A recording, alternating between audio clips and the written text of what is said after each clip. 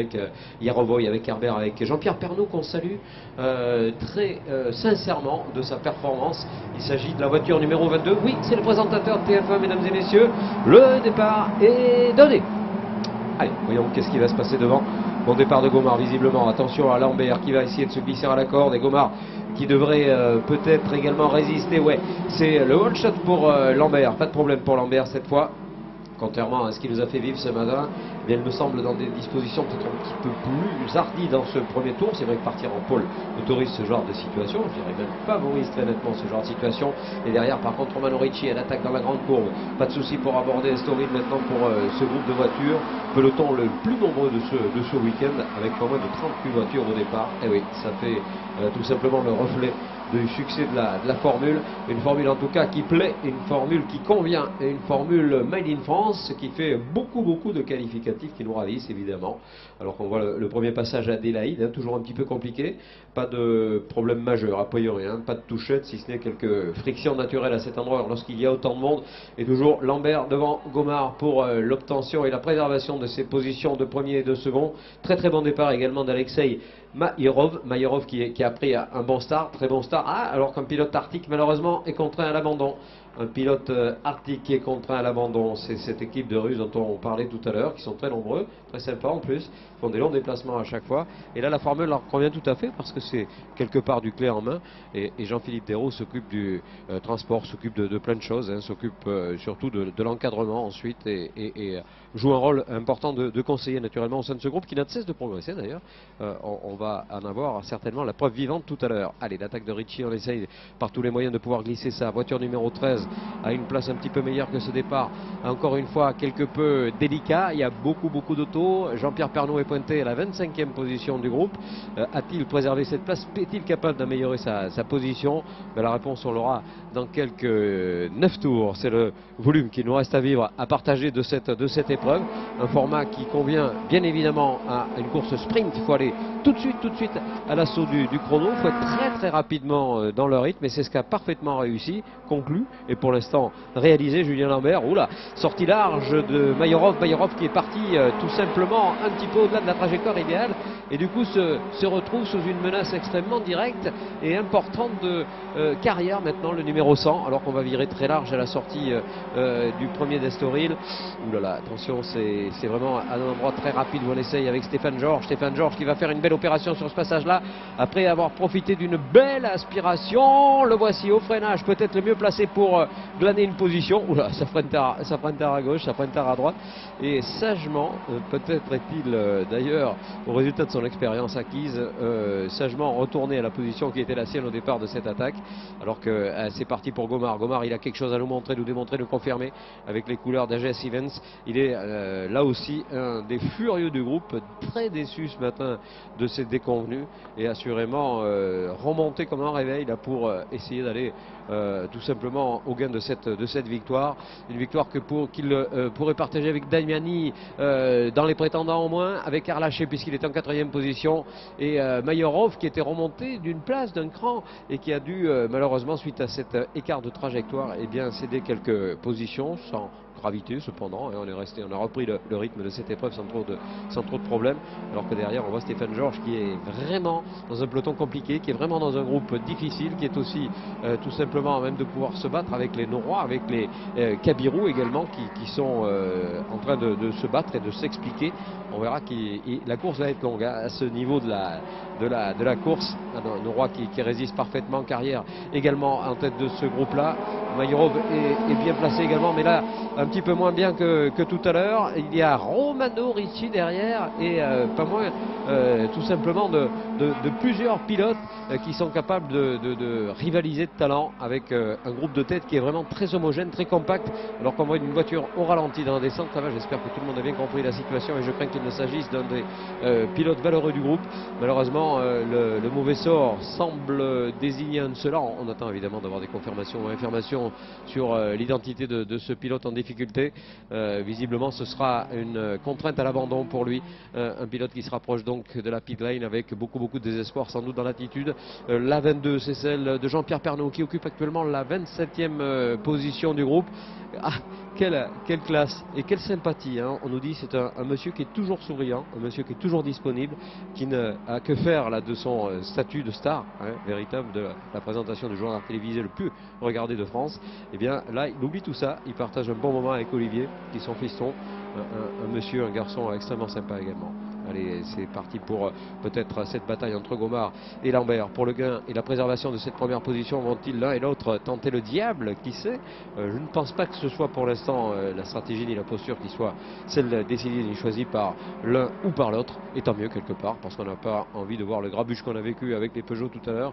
C'est vrai que l'accident fait partie de la course, mais c'est à chaque fois terrible. Encore une fois, on rassure, comme Georges a pu le faire fort bien, tout le monde, hein, et Pierre-Etienne a été évacué, mais va bien. Beaucoup mieux qu'on aurait pu le craindre au vu de ce contact très violent dont il a été victime.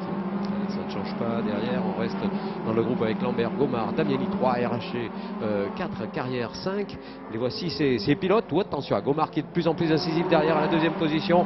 Nicolas qui a montré ce noir et vert dans les miroirs et les rétroviseurs de Julien Lambert, solide. Julien qui remporte cette épreuve ce matin. Après la déconvenue de Gaumard, justement, c'est un petit peu la revanche qui est en train de se produire devant nous. On avait Georges à la 3e position et Damiani second. Ben là, on a tout simplement quelque chose qui ressemble à ce qu'on a vécu, puisque Lambert, Gaumard et Damiani sont dans un ordre différent, mais sur les 3 premières positions. RLH est 4e. Qu'en est-il eh bien de quelques déconvenus? On en parlait tout à l'heure. Alors qu'on demande à la numéro 22 de respecter la route de course. Vous savez que ça, c'est un élément majeur des examens qui sont portés sur les trajectoires des pilotes, particulièrement par nos juges arbitres qui sont là justement pour désigner tout le monde. Alors les circuits sécurisants offrent des possibilités de s'écarter de la trajectoire, hein, puisqu'il y a des échappatoires. Mais ceci est clairement expliqué à chaque briefing. Vous ne devez que tolérer 2 roues à l'extérieur de la piste, le reste est interdit. C'est-à-dire que s'il y en a 4, eh bien, on est d'abord prévenu puis ensuite pénalisé. Pas de pénalisation pour l'instant dans les attitudes, dans les postures, dans les envies. Loris Noroy à l'attaque derrière Stéphane Georges. Loris qui a dû laisser passer le 3e de l'épreuve de ce matin. Très belle course, hein, très beau parcours. Il était très heureux, il pouvait l'être. Il était en droit et en devoir de l'être. D'ailleurs, je pense que c'est vraiment légitimement qu'il a obtenu ce podium arraché, tout simplement au boyau, au talent également. Alors voilà, si il y a des constats à faire, on tournera nos regards vers d'autres performances et prestations, celle de Romano Ricci par exemple, très bien placé au classement provisoire de cette épreuve dans le top 3. Et bien voyons s'il arrive à justement préserver ou améliorer cette position. Pour l'instant, il y a pas mal de points qu'il laisse filer à l'avantage de ses concurrents les plus directs, de ses rivaux les plus solides. Et en tout cas, Julien Lambert est de cela. Julien qui a repris un petit peu d'air sur Nicolas Gaumard. Et regardez bien derrière ce qui se passe. Et bien après quelques passages, combien de tours, 4 tours qui ont été couverts, et bien on voit que ça revient un petit peu pour Damiani. Ça soude également pour Erlaché qui a pratiquement établi la soudure avec Damiani. Là, il va falloir regarder l'évolution des machines, regarder comment ça se passe au niveau de justement l'évolution de la tenue des pneumatiques Yokohama, puisque c'est la montre qui est adoptée unanimement par ces pilotes. Attention à l'attaque au sein du peloton là. C'est en effet entre la voiture du Russe Dmitrienko, le numéro 1, et celle numéro 6 d'un pilote qui évolue un petit peu plus loin, c'est Jacques-Olivier Bruck. Les explications vont bon train. Alors c'est ça l'intérêt évidemment d'avoir beaucoup de voitures au départ, c'en est un en tout cas. C'est tout simplement, on trouve chaussure à son pied, on trouve une bataille toujours à livrer à quelqu'un, et on trouve assurément à prendre beaucoup de plaisir quel que soit évidemment le circuit, et celui-là est particulièrement beau, disons-le. Ouf. Et derrière, attention à cette bataille, Erlaché qui a failli partir à la faute, Erlaché qui se retrouve maintenant scotché littéralement derrière Damiani. Va-t-il tenter quelque chose? Il l'a bien fait tout à l'heure, mais là il a fallu écarter sa trajectoire, aller mordre un petit peu les accotements, et c'est pas très bon évidemment pour la tenue de route ça.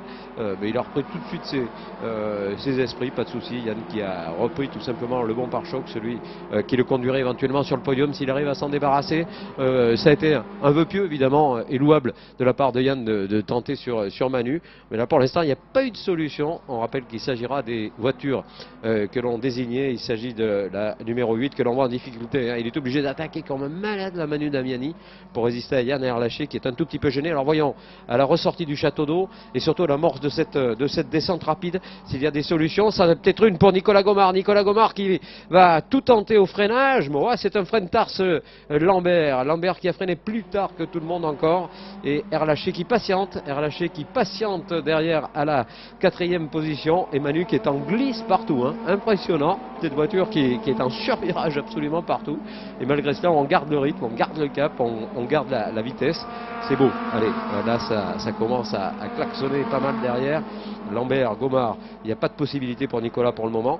Il n'a pas tenté n'importe quoi non plus. Hein. C'est pas son genre. Et puis, il a déjà des points à reprendre. Qui a réalisé le meilleur tour? Mais c'est Yann Erlaché qui l'a bouclé tout à l'heure. Un tour conclu en 1 minute 57 secondes et 211 millièmes alors qu'une voiture est en difficulté au château d'eau. Une voiture qui est en difficulté au château d'eau. Carrière 5e, 6e Georges, 7e Nora.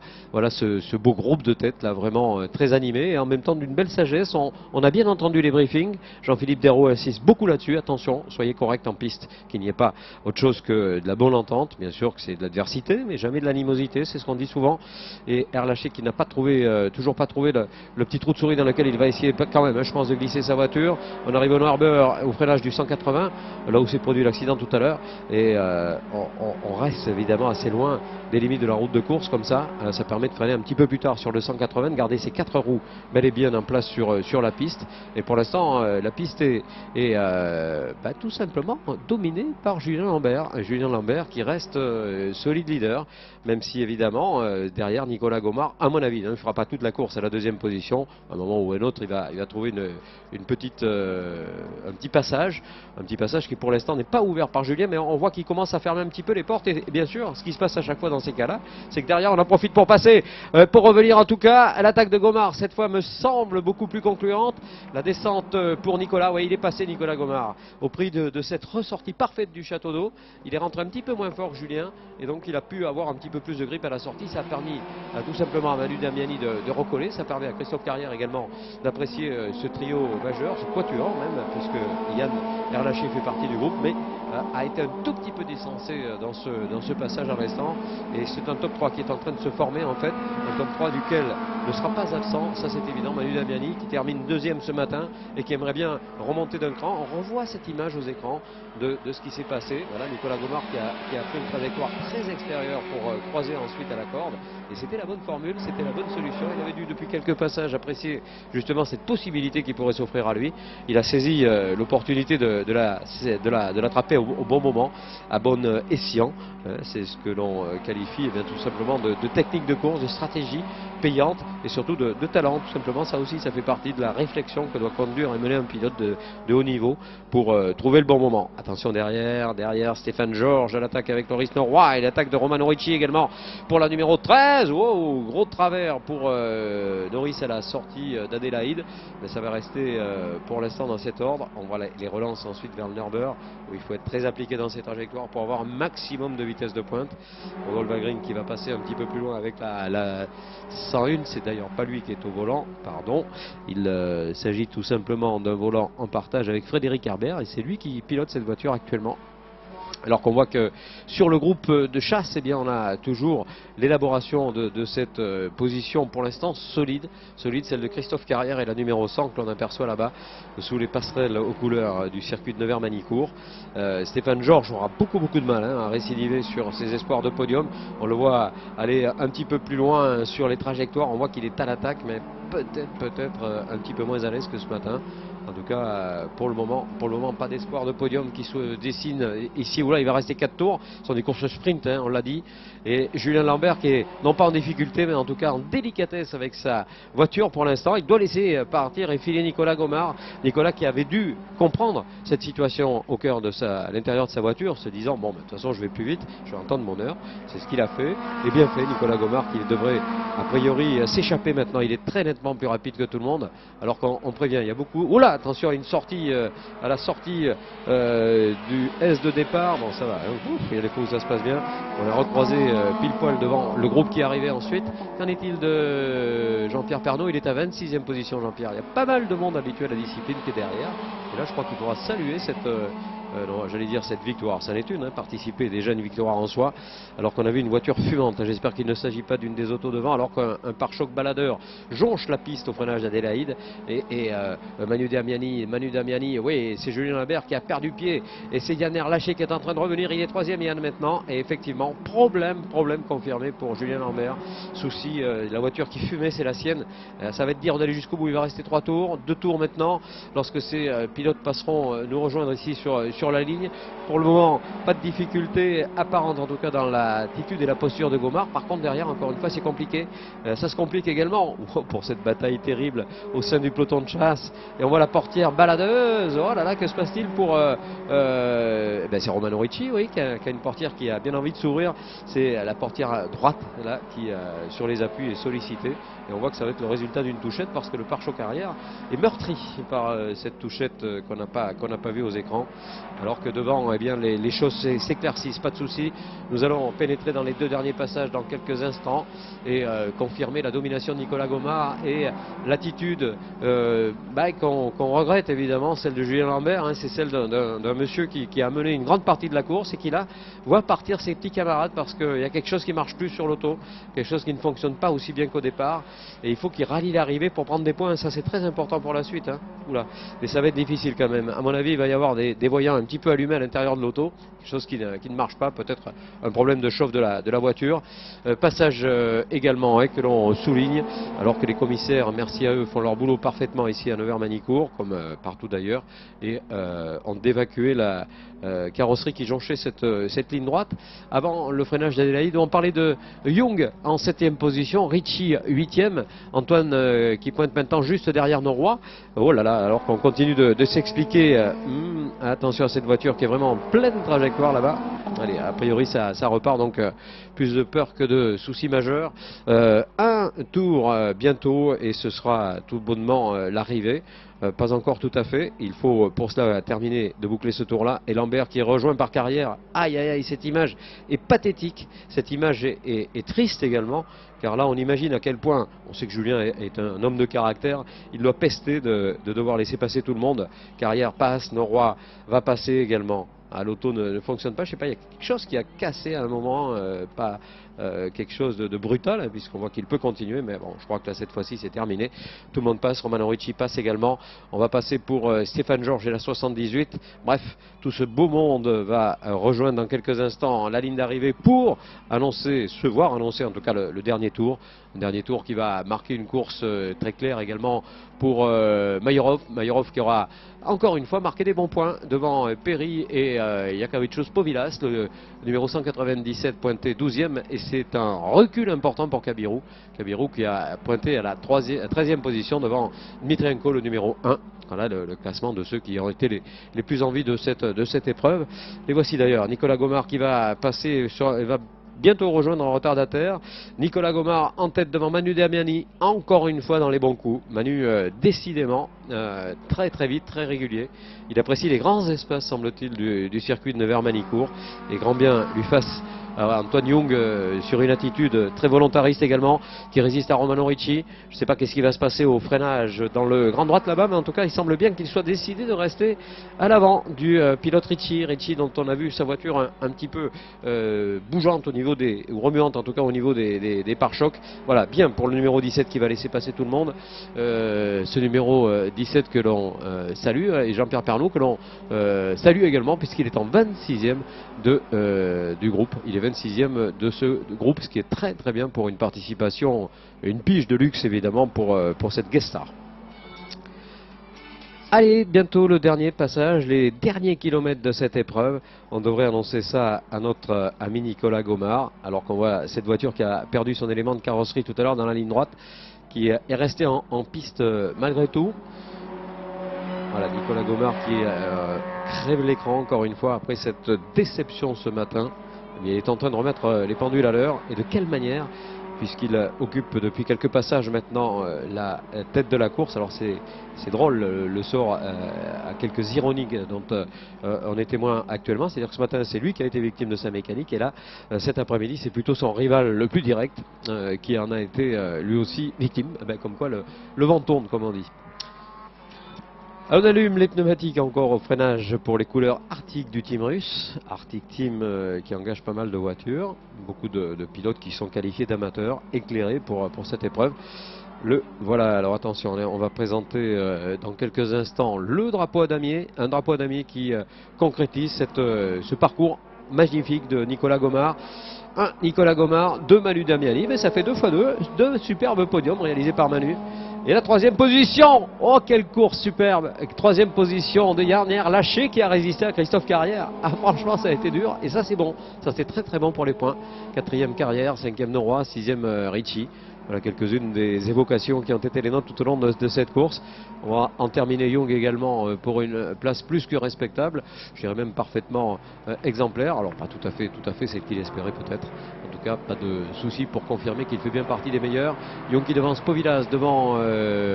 Alors là, ça change un petit peu. C'est un recul de Maillero malheureusement sur une faute commise dans les derniers passages sans doute. Kabirou remonté 11e, Nitrenko 10e, Povilas 9e, un petit peu plus loin donc R 12e. Et ce groupe où l'on retrouve également la voiture numéro 40 qui partait loin des Rio. Il partait très très loin et finalement il s'en est plutôt bien tiré. Voilà mesdames et messieurs, dans quelques instants, podium numéro 2 pour cette midget 2 litres après la course 1 ce matin. Et les pilotes A qui ont cédé leur baquet pour ceux qui le partagent au pilote B.